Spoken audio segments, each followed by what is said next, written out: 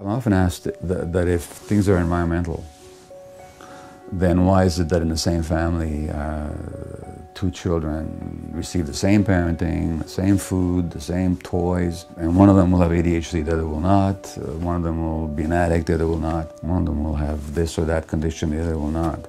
First of all, this is also true of identical twins. And then you can obviously say, well, if the genes are the same, how come they don't? The answer is that no two kids have the same environment. No two children have the same parents. My children didn't have the same parents, even though they had the same mother and father. Because it's not the physicality of the parent, but the emotional states that define who the child experiences as the parent. So you can love the child as equally as you love another child, but if you're stressed during one pregnancy or one infancy and you're not doing the other, those children don't have the same parents. If the economic situation changes, if the parental relationship alters, those children don't have the same parents.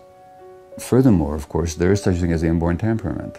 D.W. Winnicott is a great British child psychiatrist. He said that even if a mother could be the same mother to 8 of her children, which she couldn't be, he said, but even if she could be, they would still have 8 different mothers, because temperamentally they would experience her as different. So it's just not possible to speak of two children having the same parents in the same situation.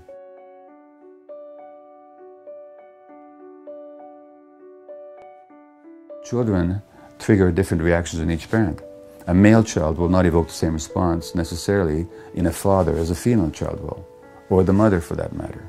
A child who is highly sensitive will not trigger the same response in the parent as a child who's more sturdy by temperament, and so on, so that we're shaped by our children as well. It's called the recursive nature of human development, where not only does the child develop in response to the parent, but the parent also develops in response to the child.